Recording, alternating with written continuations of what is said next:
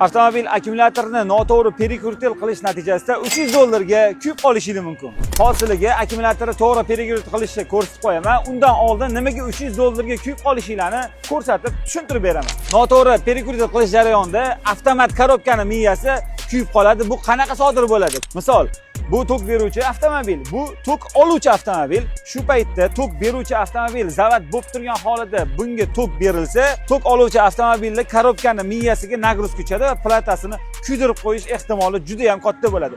Endi to'g'ri perikrutil qilishni o'rganamiz. Tok berayotgan avtomobilimiz ochiq turishi shart bo'ladi. Klimmalarni, plyus va minuslarini to'g'ri ulanganligiga ishonch hosil qilamiz va oddiygina zavod qilamiz.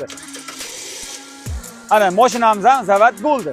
O'rtoqlar, hozir sal detonatsiya bilan ishlayapti. Bilasizlar, avtomobilning motori tekis ishlashi uchun 3 ta asosiy narsa bor. Zaslonka, injektor va asosiysi svichi bo'ladi. Svichi motorga yaxshi tok bergandagina motor tekis ishlaydi va detonatsiyalari bo'lmaydi.